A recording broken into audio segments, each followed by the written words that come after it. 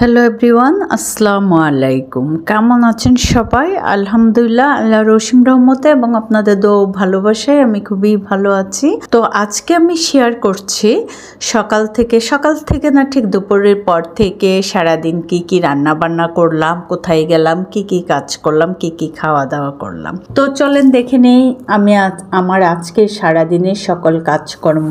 যারা নিয়মিত আমার ব্লগ দেখেন তারা অবশ্যই জানেন যে আমি শেফ কোর্স করছি। যেহেতু আজকে আমার ক্লাস নেই, আমি একটু ফ্রি, তাই বাচ্চাদেরকে স্কুল কলেজে পাঠিয়ে দিয়ে কিছুক্ষণ ঘুমালাম এবং ঘুম থেকে উঠে নাস্তা করে দুপুরে রান্নাটা করে নিলাম।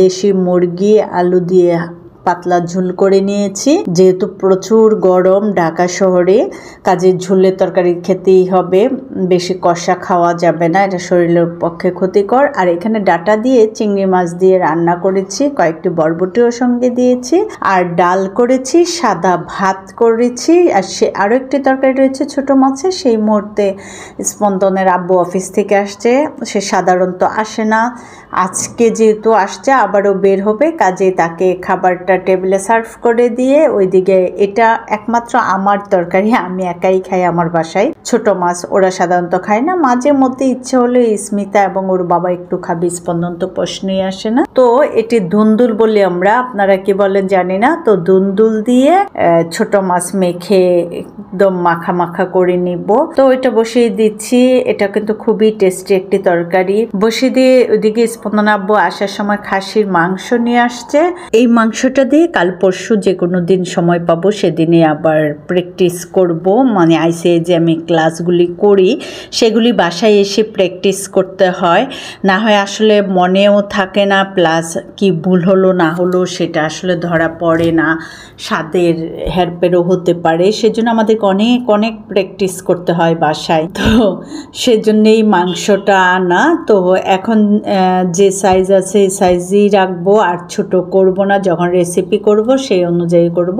আর এইদিকে এই যে বৃষ্টি হচ্ছে, প্রচুর বৃষ্টি হচ্ছে বাহিরে, আর বৃষ্টি দেখে খুব ভালো লাগতেছে, অ্যাটলিস্ট ঠান্ডা তো পড়বে। তো আমার ছোট মাছের তরকারিটি হওয়ার পর আমি ওয়াশরুমে গিয়ে গোসল করে রেডি হয়ে বারান্দায় আসলাম, এসে দেখি বৃষ্টি থেমে গিয়েছে, কারণ আমাকে এক্ষুনি বের হতে হবে, স্পন্দনের কলেজে যাব, ওর এক্সাম শেষ হবে 2টায়, তার আগে আমাকে কলেজে উপস্থিত থাকতে হবে, ওকে আনার জন্য যাচ্ছি। এদিকে টেনশনও লাগছে, inter first year final exam চলছে, তো মানে কি হয় না হয় খুব ভয় লাগে। তাছাড়া ঢাকা রেসিডেন্সিয়াল স্কুল অ্যান্ড কলেজের স্টুডেন্ট, তো রেজাল্ট খারাপ করলে ওকে বের করে দিবে অথবা সেকেন্ড ইয়ারে প্রমোশন দিবে না, সেজন্য টেনশনে আছি। আর এই যে এর মধ্যে স্মিতা স্কুল থেকে চলে আসছে, এসে গোসল করে ছোপাই বসে মোবাইলে কি দেখছে। আর এই যে আমার হেল্পিং হ্যান্ড মিতুও চলে আসছে, এসেও বারান্দা থেকে সব কাপড়গুলো উঠালো, এখন বাসাটাকে গুছাবে। আর এদিকে আমি রেডি হয়ে শর্টকাটে খুবই তাড়াতাড়ি অল্প সময়ের মধ্যে রেডি হয়ে বের হয়ে গেলাম, মানে হিজাবও পরলাম না সময় স্বল্পতার জন্য, জাস্ট ওড়নাটা দিয়ে মাথা কাভার করেই বের হয়ে গেলাম। কারণ স্কুলের পাশে স্পন্দনের ফ্রেন্ডের আম্মু, আবার আমারও ফ্রেন্ড, তার বাসায় আবার যাব, সুবর্ণার বাসায়ও একটু কাজ রয়েছে। কাজ বলতে হচ্ছে রোজারিদের পর থেকে এই পর্যন্ত ওর সাথে দেখা হয় না, ও শুধু বলে ভাবি অনেকদিন থেকে তোমার সাথে দেখা হয় না, আসো তোমাকে একটু দেখি। ও একটু ব্যস্ত, নতুন বাসায় উঠেছে, সেজন্য কাজে আমাকে একটু তাড়াহুড়া করেই আরো বের হতে হচ্ছে। ওর বাসায় যাব, তারপর স্কুলে যাব, স্পন্দনের এক্সাম 2টা শেষ হবে, তার আগে আমাকে স্কুলের গেটে থাকতে হবে। তো যেহেতু রাস্তাটা ফাঁকা দুপুরবেলা, তাই খুবই তাড়াতাড়ি চলে আসছি সুবর্ণার বাসায়, কলেজের পাশেই বাসা। সুন্দরী কি ডান্স রে বাবা! লাইট নাই কেন তোমার? অন্ধকার, আমি কালো মানুষ শালোতেই থাকতে পছন্দ, সুন্দরীদের লাইট লাগে না। আসেন, অনেক হয়েছে, আমি খুব সুন্দর। হ্যাঁ সুন্দর, আসেন ম্যাডাম, আসেন, ওয়েলকাম টু মাই হাউস। ছোটখাটো হাউস, আপনার ছোটখাটো হাউস, ওই বিশাল হাউসে চলে আসছে। এই যে দেখো, আমি ভাবছি খাবারটা রেডি করে রাখবে টেবিলে, সবজি রেডি করে রাখছে, এখন ব্যাগে ঢুকাবো সব, খালি একটা করে ব্যাগে ঢুকাবো। সবজিরই তো অনেক দাম, কাছে নিয়ে যাই। জেসমিন আসো, তোমার সামনে দেখে ঝড় হয়ে পুরো ভাঙা টুকরো সব ইয়ে হয়ে গেছে। আমি ঝড়গুলো মোটামুটি কলেজ যাই জমানো এটা কই ওরা গেটে আসতেও তো 5-6 মিনিট লাগবে, 5-6 মিনিট লাগবে। হ্যাঁ, আরো বেশি লাগবে। বর্ণা এই ফ্ল্যাটে নতুন আসছে, ও আসার পরে আর আসি নাই, আসলে সময় পাইনি আসতে, তো আজকে আসছি। তো এইখান থেকে ডিআরএমসি মানে স্পন্দনের কলেজটার Dhaka residential school and college, সেটার ভিউটা দেখাচ্ছে যে কি যে সুন্দর, মানে উপর থেকে সবুজ আর সবুজ, একদম সবুজে একাকার হয়ে রয়েছে। তার উপরে গুড়ি গুড়ি বৃষ্টি পড়ছে, আকাশে কালো মেঘ বেশি বেড়াচ্ছে, তাই কুয়াশা কুয়াশা মনে হচ্ছে। ওয়েদারটাও সুন্দর, পরিবেশটাও সুন্দর।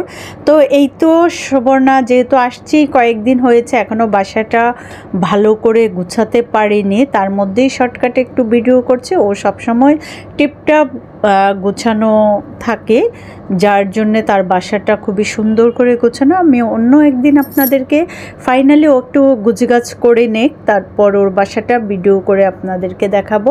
আসলে আমরা খুবই একসঙ্গে খুবই আড্ডা দেই, হয়তো ওর বাসা কখনো বা আমার বাসা, কিন্তু হচ্ছে এখন আমার ক্লাসের জন্যে ব্যস্ত থাকাতে বেশি একটা আমাদের দেখা সাক্ষাৎ হচ্ছে না, আসা যাওয়া হচ্ছে না, জাস্ট ফোনে হাই হ্যালো যা করা হয়। আর এই যে এটা হচ্ছে সুবর্ণার বাহিরের মেইন ডোরের সামনের জায়গাটা, যেটা লিফট থেকে বের হয়েই খুব সুন্দর করে ও লাইটিং করেছে এবং বিভিন্ন প্লান্ট দিয়ে খুব সুন্দর করে সাজিয়েছে, খুবই ভাল লাগছে। এই যে এই পাশটা সিঁড়ির পাশে লিফট, আর ওই সামনের জায়গাটা সিঁড়ি এবং লিফটের ফ্রন্ট সাইডে যে জায়গাটা, সেটার মধ্যে ও এরকম সুন্দর করে ডেকোরেশন করেছে। তো ওর বাসা থেকে বের হয়ে চলে আসলাম ডিআরএমসিতে, ঢাকা রেসিডেন্সিয়াল মডেল কলেজকে সংক্ষেপে ডিআরএমসি বলা হয়। তো ডিআরএমসিতে এসে তো আরো ফিদা, ডিআরএমসি পরিবেশটা তো আরো সুন্দর। ওদের এক্সামও শেষ, আমিও ঢুকলাম, এক্সামটাও শেষ হলো।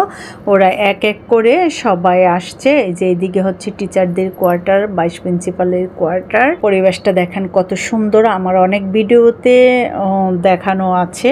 এখানে আসলে মনটাই ভালো হয়ে যায়। এই যে এটা হচ্ছে শহীদুল্লাহ হল, প্রত্যেকটা হলের সামনে এরকম বড় বড় খেলার মাঠ রয়েছে বাচ্চাদের।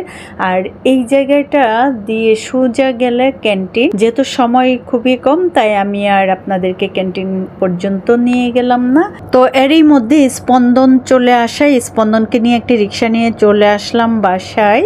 স্পন্দন তো ক্যামেরায় আসে না, তাই দেখাতে পারলাম না। তো বাসায় এসে খাওয়া দাওয়া করে কিছুক্ষণ রেস্ট নিয়ে দুই ভাই বোনকে পাঠিয়ে দিলাম কোচিংয়ে। পাঠিয়ে দিয়ে আমি সন্ধ্যার নাস্তাটা করে নিচ্ছি, রেডি করে নিচ্ছি। তো আজকে করলাম সিজলিং, আর ওই যে বললাম না যে রান্নাগুলি আমাদের প্র্যাকটিস করতে হয়, তো আজকে 3টি ডিশ করে নিচ্ছি। চিকেন সিজলিং, আর তার সঙ্গে হচ্ছে ফ্রাইড রাইস করে নিচ্ছি, থাই এগ ফ্রাইড রাইস যেটা, আর তার সঙ্গে করে নিব থাই ভেজিটেবলটা। আমি এই ওকেনটা কিনে নিয়েছি করার জন্য, রান্না করার জন্যে। যদিও আমার অনেক পাতিল রয়েছে, কিন্তু আমাদেরকে তো এই ওকেনে রান্না করে দেখলাম যে না, এটাতে আসলে ফ্রাইড রাইস করতে বা রান্না করতে খুবই সুবিধা, নিচ্ছে ধরে যায় না। সেজন্য আমি আগুড়ায় গিয়ে আবার 36 ইঞ্চি কিনে নিয়ে আসছি, 36 ইঞ্চি কিনে নিয়ে আসছি। 1600 সামথিং নাকি 1700 সামথিং যেন নিয়েছে, ভুলেই গেলাম। তো আজকে ফার্স্ট টাইম হচ্ছে ওখানে আমি ইয়েটা করে নিচ্ছি ফ্রাইড রাইস, দেখতেছি যে না অনেক ভালো। ওখানে ফ্রাইড রাইস করতে বা যে কোনো রেসিপি করতে অনেক সুবিধা। দুপুরে রান্নাটাও ওখানে করে নিয়েছি, খুবই ভালো করতে, নিচে ধরে যায় না। তো এই তো ফ্রাইড রাইসটা কমপ্লিট করে আমি ভেজিটেবলটাও বসিয়ে দিলাম। তো ভেজিটেবলটাও কমপ্লিট করে আমি সবগুলি খাবার টেবিলে পরপর সুন্দর করে ডিশে নিয়ে সার্ভ করে দিলাম। যেহেতু সবাই আস্তে আস্তে লেটও করেছে, বাসায় ফিরতে ফিরতে সবার বেজে গিয়েছে রাত 9টা, কারণ স্পন্দনে এক্সামের জন্যে ওর টিচার অনেকক্ষণ ধরে পড়িয়েছে, যার জন্যে দেরি হয়েছে। তো আজকে আর সন্ধ্যার নাস্তা কি খাবে, সবাই এখন রাতের খাবার খেয়ে নিচ্ছে। আমারও সুবিধা হলো, আমারও কাজ কমে গেল। না হয় এগুলি যদি সন্ধ্যায় খেয়ে নিত, রাতের জন্য আমাকে কিছু করতে হতো। এই যে আমার রেসিপিগুলি ফাইনাল লুকসটা আমি আপনাদেরকে দেখিয়ে দিয়েছি। যদিও চিকেন সিজলিংটা আমি আপনাদেরকে রেসিপি শেয়ার করেছি এর আগে, দেখেই কিন্তু বোঝা যাচ্ছে কতটা লোভনীয় হয়েছে। আমার আজকের ডিশগুলি সত্যিই কিন্তু খুবই লোভনীয় এবং খুবই ইয়াম্মি হয়েছিল। তো এই তো স্পন্দন এসেই হাত মুখ ধুয়ে খেতে বসে গিয়েছে। আর এই ধরনের ডিশ দেখলে কোনো বাচ্চা কি আর বসে থাকতে পারে? ছিল আমার আজকের সারাদিনের কাজকর্ম। তো এই পর্যায়ে আমি আপনাদের কাছ থেকে বিদায় নিয়ে নিচ্ছি। আল্লাহ হাফেজ, বাই বাই, ভালো থাকবেন সবাই।